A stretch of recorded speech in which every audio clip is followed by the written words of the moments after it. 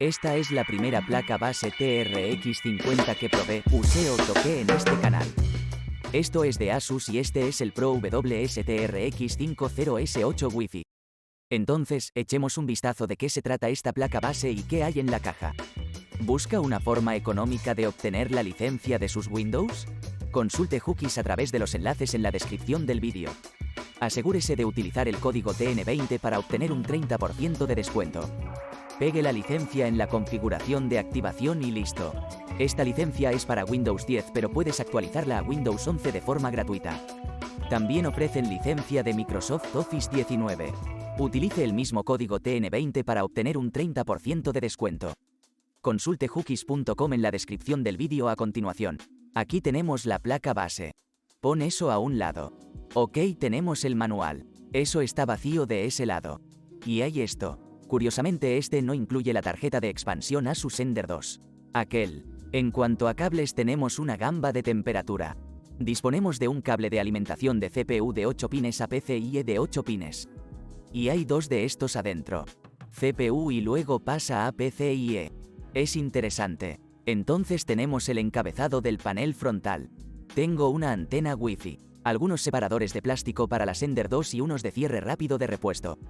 Y algunos cables SATA. Entonces aquí está la placa base. Y es muy diferente de lo que solemos ver. Hay un poco de overclocking. Un poco de cosas de servicio están sucediendo. Entonces, una cosa que vemos de inmediato es que tenemos esta construcción para el diseño profesional. Aquí vemos disipadores de calor para nuestro chipset y para nuestro VRM. Entonces, esto tiene en realidad 36 etapas de potencia para esto aquí. Y puedo ver un gran tubo de calor que pasa por debajo. Hasta aquí para el disipador de calor. Hay fans de ambos lados que lo soplan. Entonces hay dos tubos de calor. Allí se dividieron por la mitad. Y van desde aquí hasta abajo para enfriar todas estas etapas de potencia, lo cual es muy interesante. Primero dejemos de lado las cosas principales. Hay 4 ranuras DIMM y estas son ranuras RDIMM, lo que significa que no se puede colocar aquí nada normal como lo que se llama DDR5 convencional. Necesitas un RDIMM especial para eso. Y eso es lo que ocurre aquí porque funcionan un poco diferente. Incluso el voltaje es diferente y la muesca está en un lugar diferente. Así que si tomamos por ejemplo este Kingston Fury RDIMM. Esto es XPG. Entonces podrás ver que están en un lugar diferente en ambos lados. La muesca está ligeramente en un lugar diferente y esto no entrará allí sin importar en qué dirección lo coloquemos. No entrará. Necesitas como un RDIMM. Así que aquí tengo este Kingston Fury Renegade Pro. Pero también esta placa base porque es una muestra para los medios. Me enviaron algunos G-Skill RDIMM. Y son 6400 megatones por segundo. Así que no puedes equivocarte porque la muesca está en un lugar diferente. Pero solo para que sepas cuándo obtendrás el sistema Threadripper Pro o al menos este aquí. Tendrás que conseguir RDIMM para esta placa base. Luego tenemos el nuevo socket para el Ryzen 7000 Threadripper. Esto es lo que usan. Este es el Zócalo SP6, SAM SP6. Y luego podremos abrirlo también. Para que puedas ver lo que hay dentro. Auge. Aquí está nuestro enchufe. Auge. ¿Cuántos miles de pines hay? Absolutamente loco. Esta vez están en como 4 sectores. Pero sigamos buscando. Entonces, una de las otras cosas que inmediatamente ves diferente en esta placa base es que hay un poco más como encabezados de energía para tu fuente de alimentación. Aquí, en la parte superior, tenemos algunos encabezados de CPU. Entonces, en realidad, el lado izquierdo es una CPU de 12 voltios y el lado derecho es una CPU PCIe de 12 voltios. Por eso los tendrías. Los convertidores se conectan allí en el diferente. Curiosamente, puedes convertir este cable PCIe. Básicamente, podemos colocar el pin PCIe de 8 aquí y luego colocar la CPU aquí. Entonces, si tienes una fuente de alimentación secundaria, puedes colocar el encabezado de la CPU dentro de esta. Supongo que han intentado separarlo para que no coloques los dos encabezados de CPU aquí dentro. Entonces tienes como dos tipos separados de fuentes de alimentación pero en las ranuras equivocadas.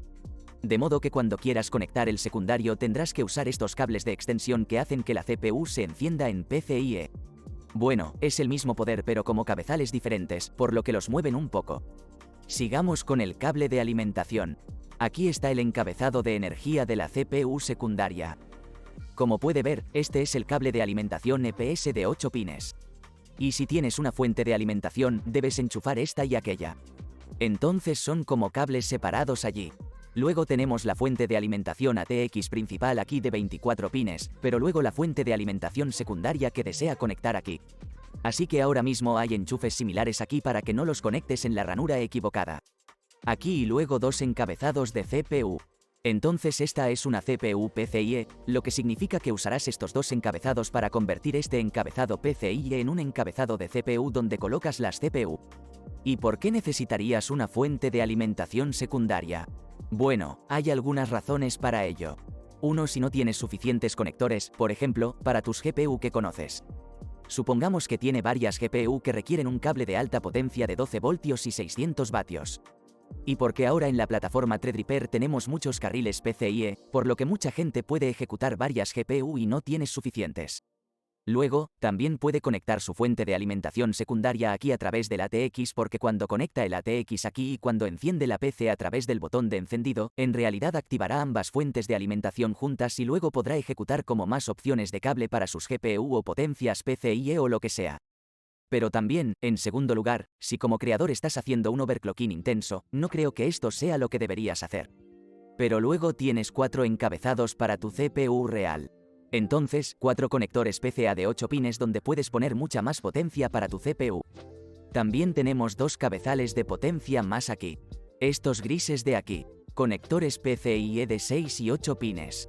Básicamente, también debes enchufarlos. Aquí es donde entran los conectores PCA de 6 y 8 pines. Mucha potencia para estas ranuras PCA en otros lugares. Bueno, algunas adiciones a la fuente de alimentación y dónde enchufar cosas cuando tienes sistemas únicos múltiples o de alto consumo de energía. Así que esto es lo que debes hacer. En primer lugar, tengo esto aquí y si tienes una sola fuente de alimentación, entonces es correcto. Simplemente úsalos si no estás usando sistemas de alta potencia o algo así. Entonces eso está todo bien. Pero ahora, si tienes un sistema de alta demanda de energía y todavía tienes un sistema único, entonces lo que tendrías que hacer es usar esos cables que te mostré en ese cable. Y luego vas a conectar uno aquí. Bueno, luego vas a conectar una energía allí, allí, allí y allí. Básicamente, tienes 4 conectores de CPU, 2 de ellos PCIe y, según la fuente de alimentación que vayas a utilizar, es posible que tengas que usar esos cables de extensión o no. Y también tienes que conectarlos, solo recuerda eso cuando uses GPU. Así que déjalo, básicamente, no conectes nada allí si tienes una sola fuente de alimentación. Ahora bien, si tienes una fuente de alimentación dual, también recomiendan tener la misma fuente de alimentación para ambos, entonces se vuelve un poco complicado. Entonces el rojo es el de la fuente de alimentación. Bien, tendrás que enchufar la fuente de alimentación allí, luego allí y luego allí. Y luego la fuente de alimentación secundaria utilizará estos encabezados aquí. Bueno, entonces son 2 y ese es 1. Entonces, pasando a los encabezados de los ventiladores en la parte superior, puede ver un encabezado de CPU y un encabezado opcional de CPU para los ventiladores.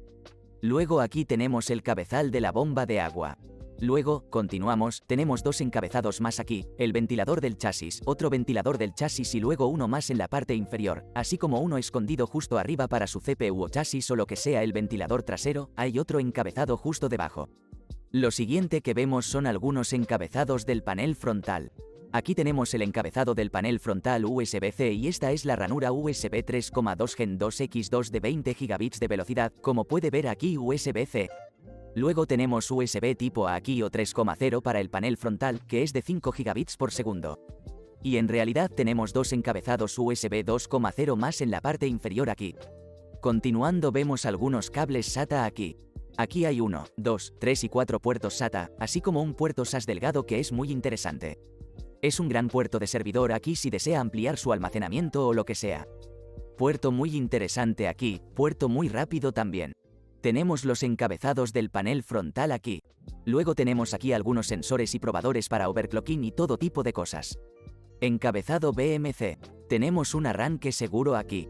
Auge. Y un botón de reintento aquí. Auge. Luego tenemos 2 interruptores más aquí. Uno de ellos es la prueba de VRM que está desactivada en este momento y puedes activarla. Estos son modos de overclocking aquí. Y luego en un modo lento aquí también puedes tener un interruptor allí. También en la parte superior hay un pequeño encabezado de puente, lo que significa que si opta por refrigeración líquida o nitrógeno líquido, debe usar ese encabezado allí para decir que está bien, se usará de manera ligeramente diferente en algunas temperaturas y arranques lentos y todo. Punto. Encabezado de overclocking completo allí. Tenemos un encabezado USB 4 que es muy interesante. Aún no lo he visto y cómo o dónde lo usan. Ya sea una tarjeta de expansión que puedes colocar allí o un USB 3,2. El encabezado del panel frontal también es interesante. Encabezado com, depuración doctor aquí o código Q. Allí tenemos una tecla flexible, lo que significa que puedes configurarla para hacer algunas cosas diferentes. Y el BIOS pero el botón de inicio adicional allí. Y audio del panel frontal. Continuando, también hay un pequeño encabezado de TPM. Eso cubre prácticamente los encabezados. Entonces, echemos un vistazo debajo de los disipadores de calor de esta placa base. Entonces, cuando quitamos ese pequeño disipador de calor aquí, y luego parece que esta es la ranura PCA Gen 4M02. Ahora no tengo un diagrama de bloques en esta placa base. Asus tampoco lo hace ahora. Pero no creo que vaya a perder ancho de banda ni conmutación aquí porque esta plataforma tiene muchos carriles PCA. Entonces no necesitas preocuparte por eso. Lo que podemos ver aquí son dos disipadores de calor en la parte superior y algunos también en la parte inferior. Pero la parte inferior es literalmente como la placa base. Entonces hará frío allí abajo. Curiosamente este es el M021. Este es M022 y este es el tercero aquí. Entonces, el tercero será PCA 4,0 y puedo ver pequeñas opciones aquí que son ranuras PCA 5,0 y 5,0x4. Para que pueda obtener velocidades PCA Gen 5. Absolutamente loco. Y no perder nada. Podemos ver que hay un poco más de disipadores de calor de las etapas de potencia allí para la potencia y luego uno pequeño aquí para el chipset. Entonces, parece que el conjunto de chips no está funcionando mucho aquí. Así que no pasan muchas cosas por el chipset. Creo que todo está conectado directamente a la CPU. Entonces obtenemos 3 ranuras M02, lo cual es bueno. Como creador, me gustaría ver más, especialmente en una plataforma Threadripper. Fácilmente podríamos agregar más aquí. Lo último que hay que revisar en esta placa base es el I/O. Entonces lo que vemos aquí atrás. Comenzando desde arriba tenemos un botón CMOS claro. Auge. Y luego un botón BIOS Flashback. También vemos otro puerto USB-C en la parte posterior de aquí. Que es otro puerto de 20 gigabits. Entonces, puerto USB 3,2 Gen 2. Cabeceras Wi-Fi y Bluetooth. Este tiene Wi-Fi. Bueno, estaba a punto de decir 6E pero en realidad es 7. Wi-Fi 7 como puedes ver allí y Bluetooth 5,4. Entonces no es 6E sino Wi-Fi 7, lo cual es absolutamente asombroso. Porque si supieras lo rápido que es Wi-Fi 7, mira mi vídeo en la placa base ASRock. Es muy rápido y ahora de forma inalámbrica puede conectarse a su NAS de manera extremadamente rápida. Como en los puertos de aquí. Desearía que hubiera más puertos tipo C en la parte posterior porque cada vez más dispositivos usan tipo C. Incluso si son solo 10 gigabits, me encantaría ver uno más, como dos más de 10 gigabits allí. Y deja como algunos de estos encabezados tipo A y dame tipo C. Ahora, cuando miramos la parte trasera de la placa base, no hay protección. Sin puertos. Por lo general, estas placas, si recuerdas las placas base WRX80, tienen una cubierta en toda la parte posterior. Así que no puedes eliminar ninguno de estos pequeños SMD ni nada por el estilo. Eso es un poco negativo, pero creo que también es un poco más barato que algunas de las placas base profesionales. Pero a este precio todavía esperaría una pequeña contraportada allí. Otra cosa interesante es que está justo por encima del tamaño ATX. Entonces, las placas base ATX terminan en algún lugar aquí, por lo que son solo un poquito más grandes. Algunas de las placas base convencionales son incluso más grandes y van aún más lejos, así que eso es todo. Además, si compras esta placa base, obtendrás 3 meses de membresía gratuita en Adobe Creative Cloud. Entonces, esta placa base es muy interesante para los creadores y la hace un poco más asequible si ya estás usando Adobe. Pero ahora obtienes solo 3 meses gratis y no tienes que pagar por ello. Entonces creo que es bastante interesante. Dice compilación para profesionales, pero aquí también hay muchas funciones de overclocking. ¿Qué tipo de para mí es como por qué? Sabes que esto es para profesionales. No creo que los profesionales hagan overclocking con esta placa porque TRX 50 es como una plataforma de escritorio de alta gama. Y creo que Asus probablemente hará algunas placas Maximus Hero o algo así para el TRX 50. Pero las funciones de overclocking aquí son una pequeña pérdida de tiempo y dinero para nosotros, que solo somos creadores y queremos tal vez solo un montón de conectividad USB y muchos cables de alimentación, etc.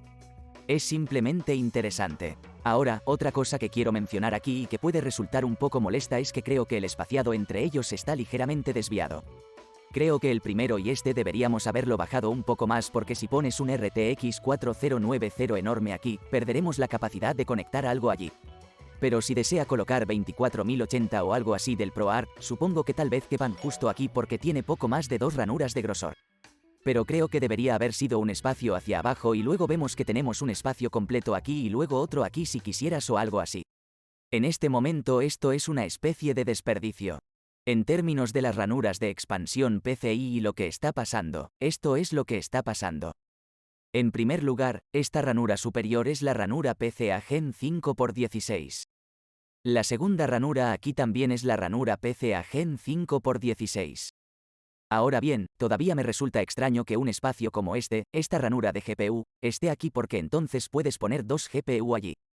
Sabes que en este momento es un poco difícil, es posible que tengas que usar algún tipo de cable vertical porque sea cual sea la tarjeta Gen 4X16 que tengas de gama alta, como 4080 o superior, incluso 4070, no podrás usar esta. Allá. Luego tenemos este aquí que también es PCA Gen 5, pero esta es una ranura X8, así que fije en algún lugar solo por ahí. Luego tenemos esta ranura aquí, que es la ranura PCA Gen 4X4, ya que solo se pueden ver los pines allí. Pero lo interesante es que si usas la tarjeta de expansión USB 4 de Asus, que no puedo encontrar en ninguna parte, pero aparentemente puedes usar este encabezado aquí, si recuerdas ese encabezado USB 4, entonces debes conectarlo allí. Y luego tenemos esta última ranura aquí, que es la ranura PCA Gen 4x16, lo cual en realidad es muy bueno que lo hayan hecho en la ranura inferior porque si tienes un estuche que tiene una abertura en la parte inferior, por ejemplo. Fantex tiene algunos de ellos o algunos de estos otros casos que no tienen una cubierta de fuente de alimentación. Puedes colocar una GPU completa allí que en realidad solo se ubique más abajo y puedes obtener todo el ancho de banda de esta.